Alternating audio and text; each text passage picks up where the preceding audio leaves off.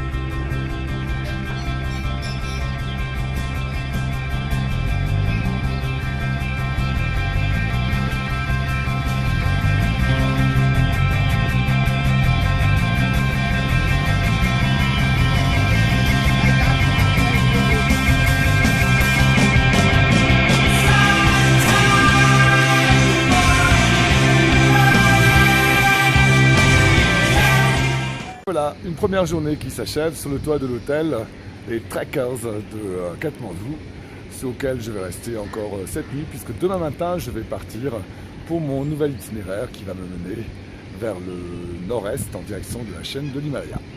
A très bientôt.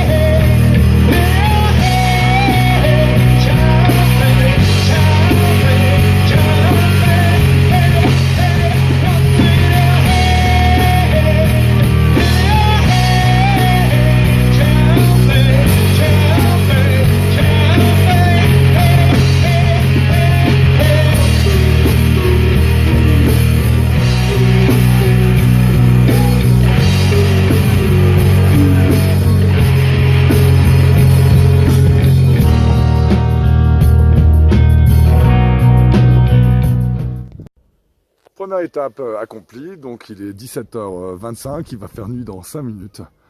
J'étais pas sûr, mais c'est bon, j'ai trouvé un hôtel, le seul que j'ai vu depuis que j'ai quitté Katmandou d'ailleurs, et j'ai toujours pas vu de touristes, et je pense que je ne reverrai pas pendant un petit moment. En tout cas, je suis bien content, j'ai une jolie chambre pour ce soir, ça me permet de m'acclimater. J'ai fait 22 km en 7h30, avec 900 mètres de dénivelé, c'est pas extraordinaire, mais il fallait sortir de Katmandou. En tout cas, il n'y a plus de vue là, il y a du brouillard, je suis content d'être là.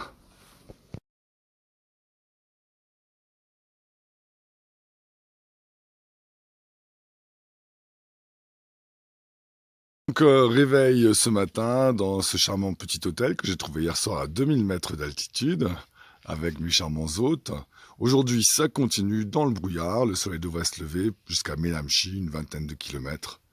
On va voir ce que ça donne. On se croirait en Côte d'Ivoire ou au Togo. Moi qui aime les grandes vues dégagées, là je suis vraiment servi.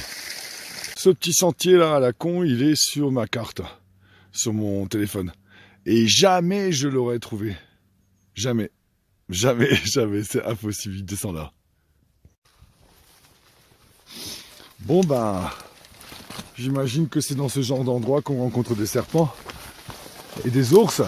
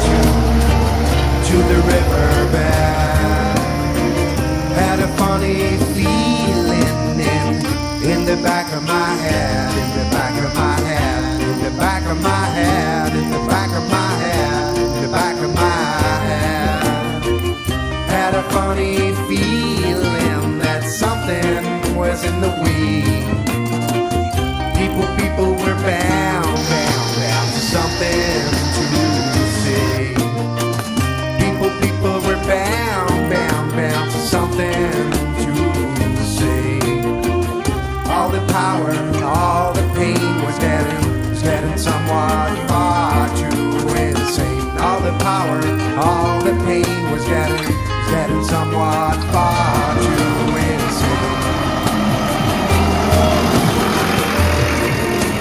Namaste.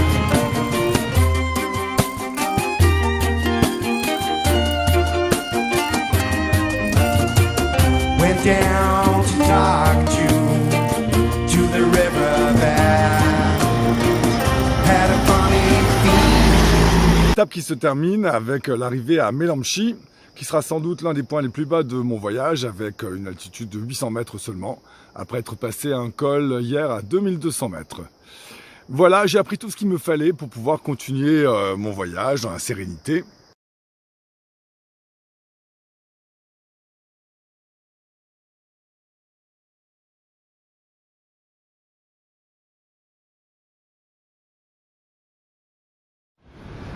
Voilà 7 jours que je marche depuis Katmandou. Je quitte aujourd'hui le village de Tatopani qui représente un point géopolitique important puisque c'est l'un des 2 seuls passages qui permet au Népal de ne pas dépendre exclusivement de l'Inde pour ses approvisionnements. Donc la Chine a entrepris d'aider fortement le Népal à rouvrir cette route sur laquelle je marche actuellement, puisque de nombreux points de passage se sont effondrés lors du tremblement de terre de 2015. C'était assez surprenant de retrouver Tatopani 25 ans après mon premier passage, sans m'attendre à découvrir une ville fantôme. Je suis sûr que dans un an, elle aura repris la vigueur d'un point de passage obligé. C'est le moment, après une semaine, pour faire un bilan. Alors dans l'ordre, le climat c'est chouette quand il n'y a pas de brouillard. Malheureusement les premiers jours j'en ai eu vraiment beaucoup. Il semblerait que ça va un peu mieux, mais je peux quand même m'attendre à pas avoir tant de ciel bleu que ça.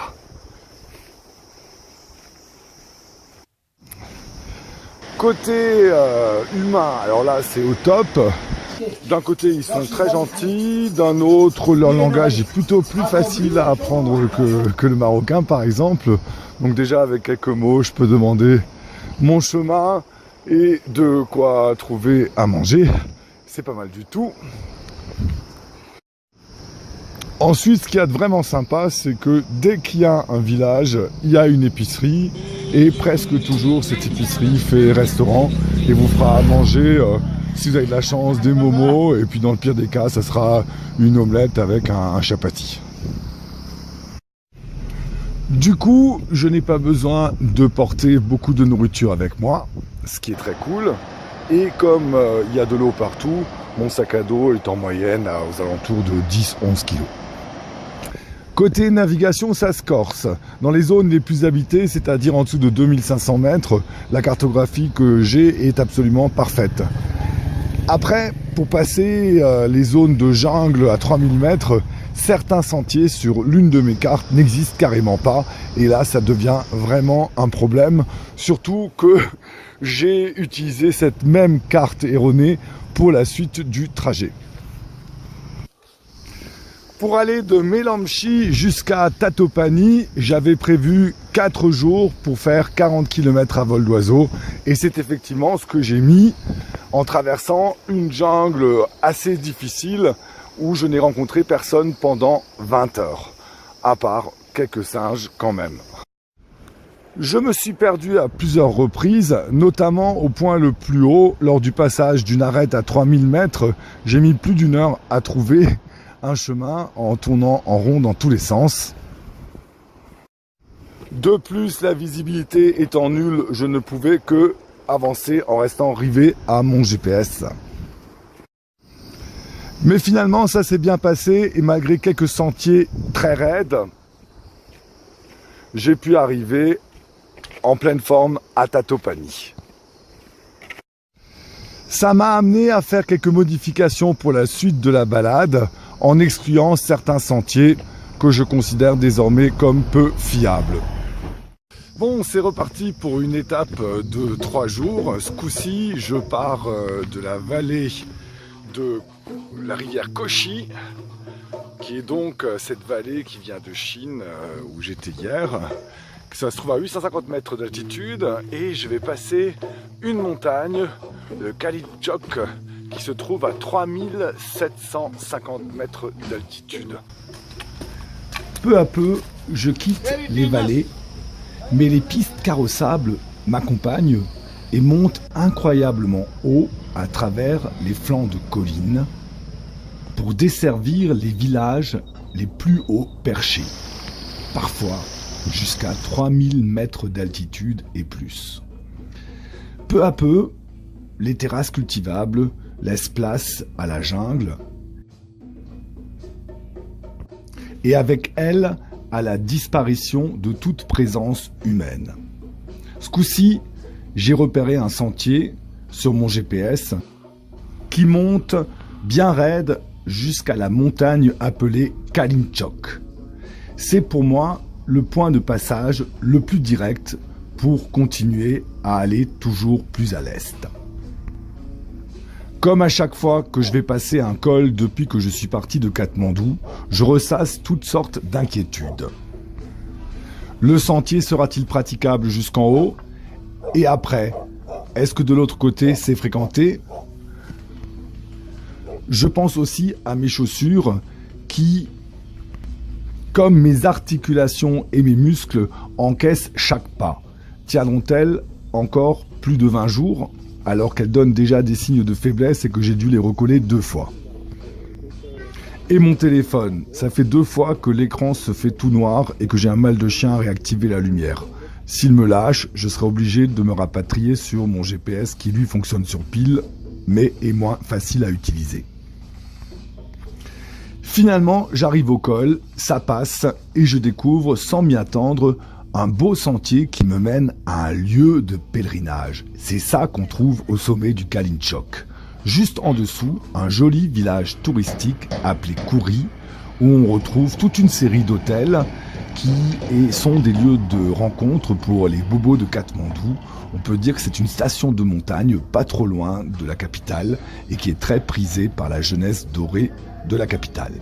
J'y passe une soirée agréable pour récupérer peu à peu, car à plus de 3000, je fonctionne au ralenti, je manque quand même d'oxygène. Il fait très froid dans ce village à 3200 mètres d'altitude appelé Kouri. Le matin, dans ma chambre, le thermomètre indique moins 3 degrés. Mais j'ai passé une soirée agréable. La jeunesse de Katmandou avait organisé une boum où j'étais comme d'habitude le plus vieux. Encore 2 jours de descente pour redescendre à 1000 mètres d'altitude. Dans une première étape très difficile, je suis obligé de couper à travers un flanc de montagne en suivant un sentier improbable qui disparaît de ma vue, mais qui reste heureusement bien présent sur mon téléphone. Je suis obligé de naviguer avec le téléphone dans la main. Un petit bivouac bien mérité, juste au-dessus d'un village, aux alentours de 1800 mètres d'altitude. Et le lendemain, j'arrive à Singati, à 1000 mètres, qui est mon point de passage obligé, où je vais pouvoir réparer quelques trucs de mon matériel, faire une grosse lessive, me laver et préparer la suite de mon raid, qui consiste à rejoindre le village de Jiri en passant par un col à seulement 2700 mètres. Ça m'a pas l'air trop difficile. Ça fait maintenant 11 jours que je marche depuis Katmandou. Je totalise plus de 20 000 mètres de dénivelé cumulé sur 70 heures de marche environ. Et je n'ai toujours vu aucun touriste. Salut à tous, ça fait 17 jours que j'ai quitté Katmandou et c'est le moment de vous raconter mes nouvelles aventures depuis le Kalininchak. J'étais donc arrivé à Singeti, d'où j'ai fait une étape de jonction à travers la montagne pendant 2 jours, assez sympa, sans difficulté particulière. J'ai pu faire un super bivouac à 2700 mètres d'altitude avec un réveil sur un paysage époustouflant au-dessus des nuages. Je suis arrivé le 13e jour donc à Jiri, qui est un endroit touristique et effectivement j'ai vu les premiers occidentaux depuis que j'ai quitté Katmandou. Il faut savoir que c'est le point de départ pour ceux qui veulent se rendre au camp de base de l'Everest en faisant l'intégralité à pied, sachant qu'on peut aussi prendre l'avion et se faire déposer à Lukla, ce qui divise par 2 le temps mis pour atteindre le camp de base. Quant à moi, j'ai décidé de partir dans un itinéraire complètement désert en cette période de l'année puisqu'il passe à plus de 4000 mètres d'altitude. Il s'agit du Numburchis Circuit qui emmène les troupeaux de yaks vers les pâturages d'été. Mais on est en hiver. Après avoir remis le matériel et le bonhomme en forme, j'ai donc quitté Shivalaya et je suis monté progressivement vers des altitudes toujours plus importantes. Le paysage me montre l'endroit où je veux me rendre, c'est impressionnant, c'est vraiment très très haut. Après avoir quitté les derniers habitants des vallées, je m'engage dans un sentier très raide à travers la jungle jusqu'à un campement à 3100 mètres d'altitude. Nommé Panipaka. Mauvaise surprise en arrivant, il n'y a pas d'eau. Heureusement, en suivant le tuyau, je trouve la source à 100 mètres au-dessus du campement. Je bénéficie d'un magnifique coucher de soleil avant de m'installer bien au chaud dans la cabane. Putain, c'est trop cool, il fait chaud. Dehors, il fait, je pense, bientôt 0 degré et demain matin, encore 0. Et là, il y a une cabane qui sert de refuge pour je sais pas qui. Et ben, pour moi, ce soir, c'est l'enfer.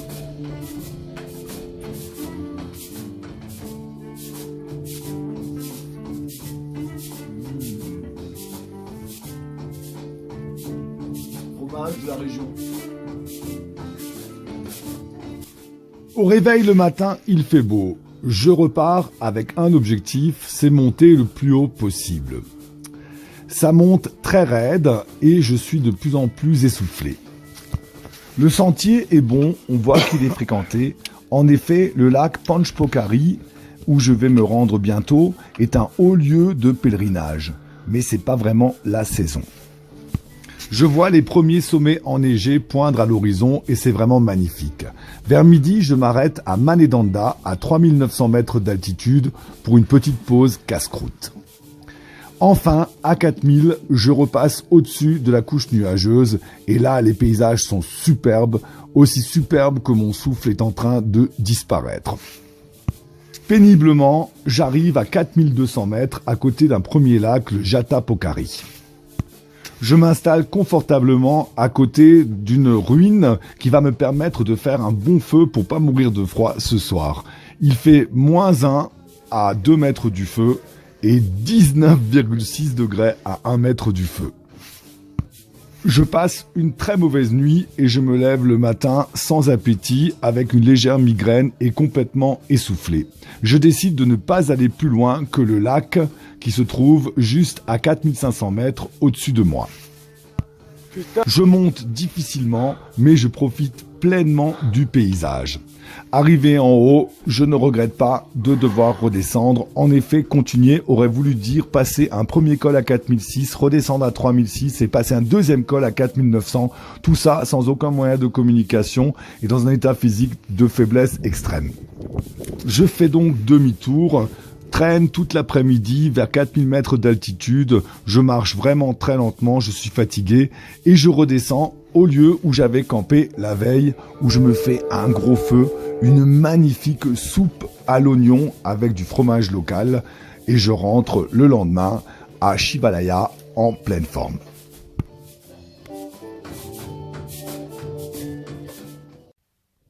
Salut à tous, ça fait 28 jours que j'ai quitté Katmandou qui se trouve maintenant à 130 km de moi. Je suis installé très confortablement sur une colline à 4825 mètres d'altitude, à quelques centaines de mètres de Gokyo. Ce village très touristique se trouve à 4750 mètres d'altitude, mais est à peu près désert en ce moment. Face à moi, le Cho-Oyu à 8200 mètres d'altitude, ainsi que toute une flopée de sommets qui sont tous aux alentours de 7900 mètres. J'ai mis 8 jours pour arriver ici et je vous propose de refaire le chemin avec moi. Tout commence à Shivalaya. Je vais suivre le trajet exact de l'expédition qui a conquis l'Everest avec Tenzing Norgay et Sir Edmund Hillary en 1953. Je vais rencontrer toute une flopée de lodges et n'aurai pas de difficulté pour me ravitailler. Ici, on mange bien, mais ça va être de plus en plus cher. Il faut savoir que pendant longtemps, c'était le seul chemin qui permettait d'aller au camp de base de l'Everest. Mais aujourd'hui, il y a moyen de court-circuiter cet itinéraire en prenant le bus jusqu'à une autre ville qui s'appelle Saleri.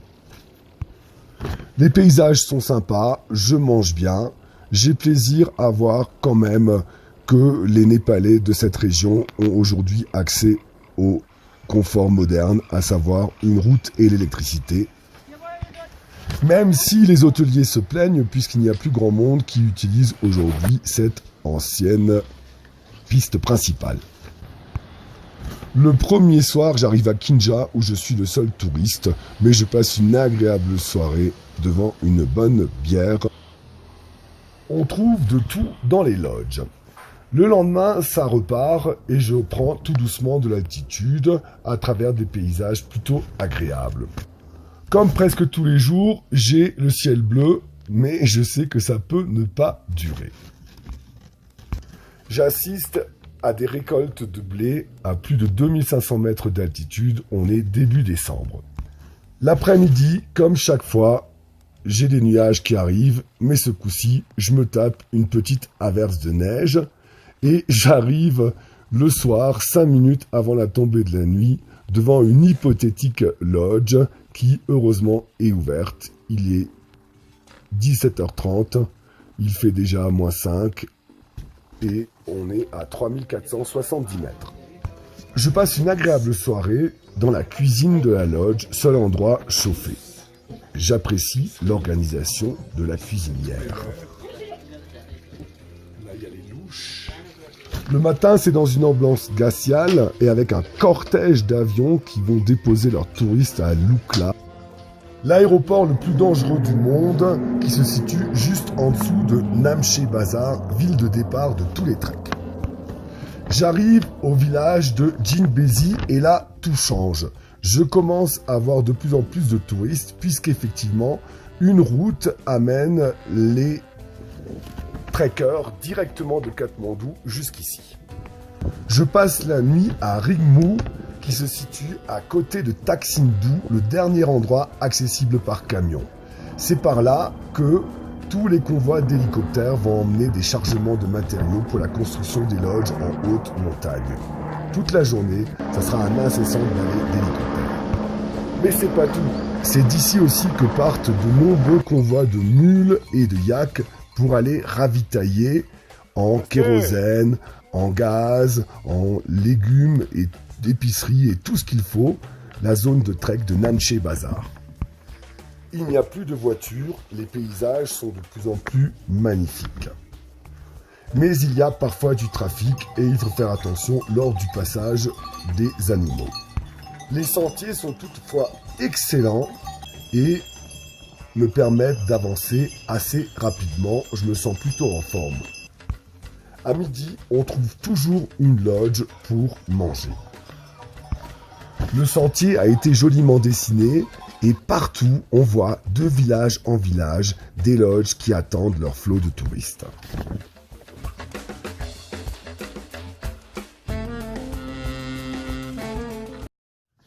À partir de Cheplong, tout change. C'est ici qu'il y a la jonction de tous les touristes qui se font emmener par avion de Katmandou à Lukla. Et ils sont beaucoup plus nombreux que ceux qui, comme moi, sont venus à pied jusqu'ici. On commence à voir de plus en plus de porteurs portant 2, 3, voire 4 sacs à dos de touristes qui, étant débarqués à 3000 mètres d'altitude, ne peuvent pas porter eux-mêmes leur matériel. À partir d'ici, plus un papier par terre. C'est pas pareil dans le reste du Népal. C'est un magnifique paysage que découvrent les touristes qui, 24 heures encore avant, étaient à Katmandou. Évidemment, un peu avant l'arrivée à Namche Bazar, il y a des postes de contrôle pour nous prendre $50 pour entrer dans le parc et dans la région administrative. Après une ascension assez rapide, j'arrive à Namche Bazar, enfin, sous la neige. Namche Bazar est le Zermatt du Népal. On y trouve de tout, des lodges confortables, un Irish pub et tout le matériel d'alpinisme dont on peut rêver, mais évidemment à des prix exorbitants. Tout se paye ici, que ce soit le chargement du téléphone, ou la douche chaude, ou juste un peu d'eau pour mettre dans sa thermos. Namche Bazar est à 3500 mètres d'altitude, je reste donc là pendant une journée pour parfaire mon acclimatation.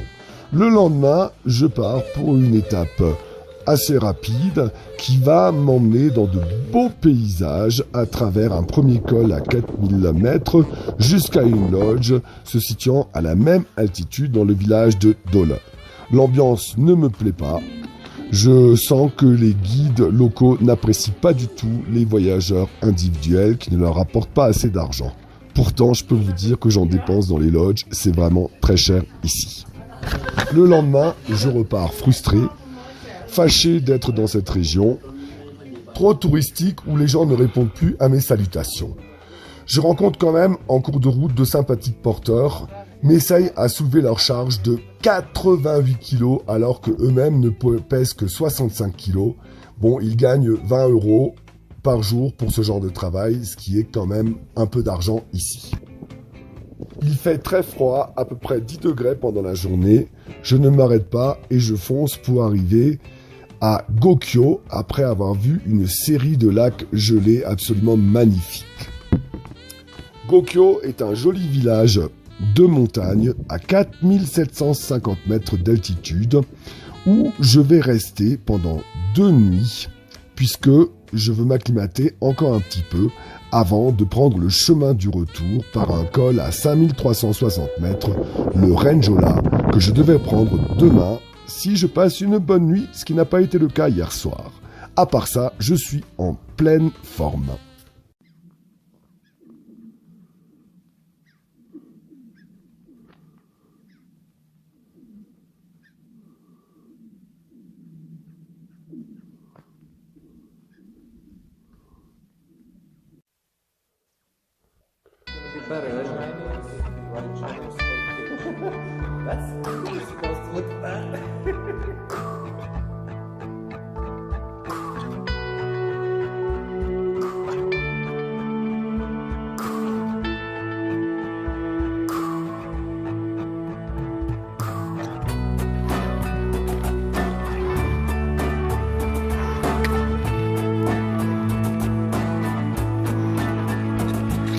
Something called me sea drone, sea lion.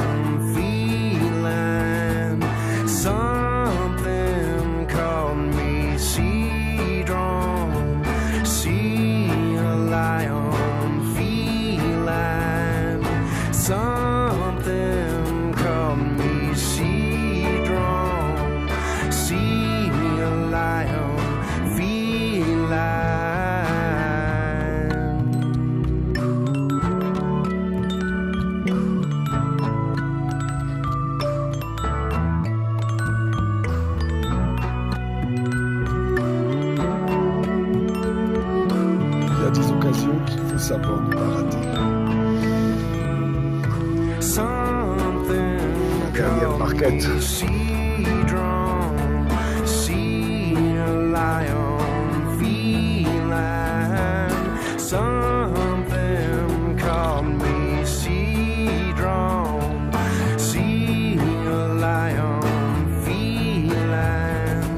But I'm not here for so long, oh no.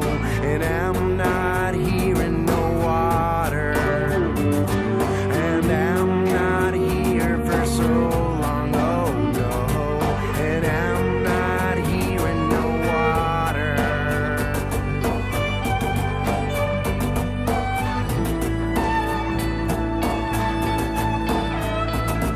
'Cause something called me sea drone, sea lion, feline. Something called me sea drone, sea lion, feline. Something called me sea drone, sea lion, feline. Something called me sea drone, sea lion, feline. But I'm not here for so long, oh no. Allez, passe. And I'm not here in no water. And I'm not here for so long, oh no. And I'm not here in no water.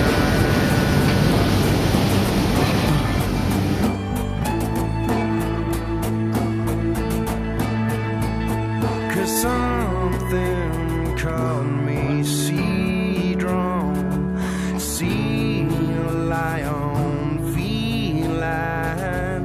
Something called me sea drone, sea lion, feline.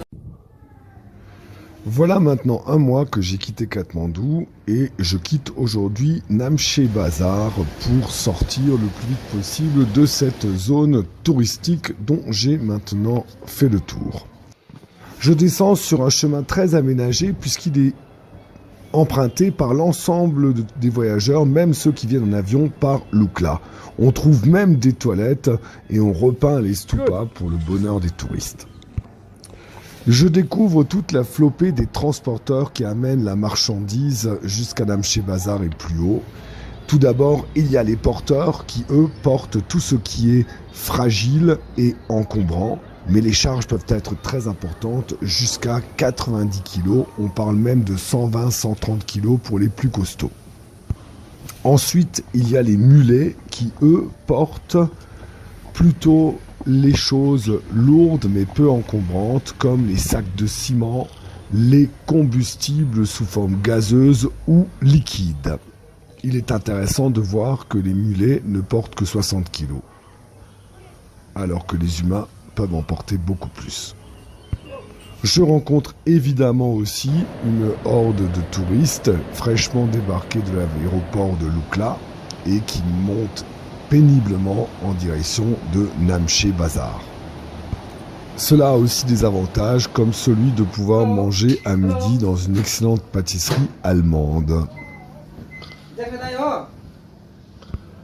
Tout est organisé pour le transport. On trouve à étapes régulières des enclos qui peuvent accueillir plusieurs dizaines de mulets.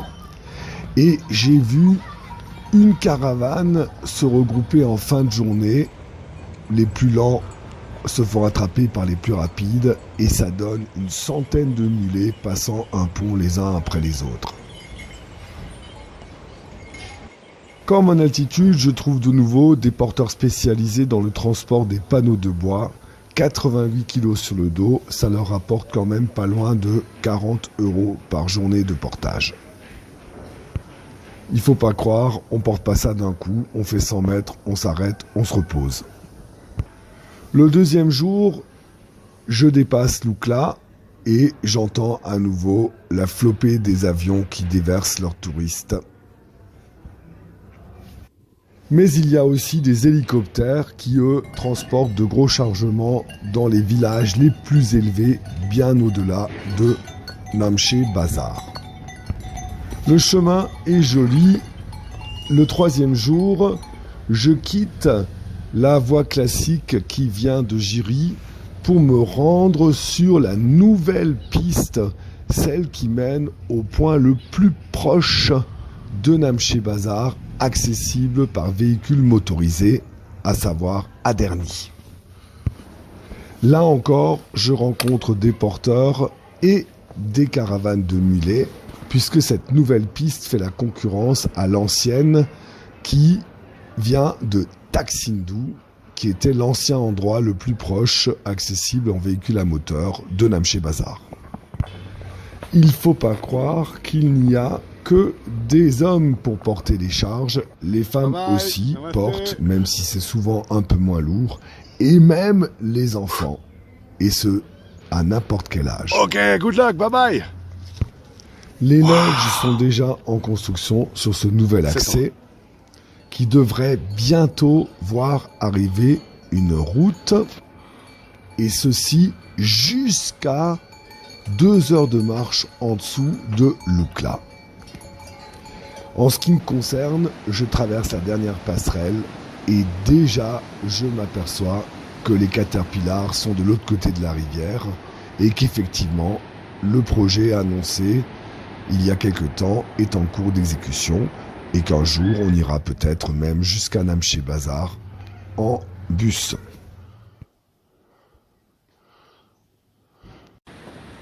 J'arrive moi aussi à Aderni et je découvre déjà sur la route les premiers chargements de marchandises qui attendent leur caravane de mulets. C'est ici à Aderni que les touristes se font déposer en jeep afin de rejoindre en 3 jours de marche Namche Bazar. On trouve là les stocks de gaz et les stocks de combustible qui arrivent par remorques tirées par des tracteurs. L'arrivée de la route, cela veut dire aussi l'arrivée des matériaux de construction à bas coût, donc ça construit de partout dans le coin. On trouve forcément les fameux marchands de panneaux de bois qu'on va trouver sur le dos des porteurs jusqu'en très haute altitude. Les gens sont à nouveau accueillants et souriants, ça se voit qu'il n'y a pas de touristes qui passent à pied ici. Une route, ça veut dire aussi l'électricité et l'école et des terrains de sport. Le soir, il faut que je me dépêche car la nuit arrive. Une fois de plus, je me fais avoir et je finis par atterrir dans une gargote où je mange très bien pour 1 € et je dors avec le fils de l'aubergiste et sa femme et la récolte qui sèche au milieu de la pièce. Le lendemain, j'apprécie l'endroit, mais je suis très fatigué, j'ai du mal à gravir les 1200 mètres de dénivelé qui vont m'emmener à mon dernier col à 3000 mètres. Plutôt que de suivre la route, je prends l'ancienne piste caravanière qui monte un peu raide mais qui est beaucoup plus courte. Plus personne ne la prend maintenant, il n'y a plus de mulets puisqu'il y a des camions et des tracteurs. Je finis par arriver au col. De l'autre côté, je redescends tranquillement jusqu'au village de Saleri en appréciant tous les beaux paysages et toutes les fermes du coin. À Saleri, j'arrive sur mon premier goudron depuis 21 jours. La première chose que je fais, c'est le coiffeur. Je ne supporte plus mes longs cheveux blancs de hippie. Le lendemain, je décide de ne pas prendre le bus, mais de marcher une journée de plus, afin de profiter une dernière fois des super paysages. Les gens sont à nouveau agréables, personne ne marche ici. Tout au plus passe de temps en temps un 4x4 ou un bus avec quelques touristes dedans. Là encore, je vais couper et je vais prendre l'ancienne piste qui va m'amener jusqu'au village de Patalé, d'où j'aurai un joli hôtel avec vue sur l'Everest. Je passe une soirée agréable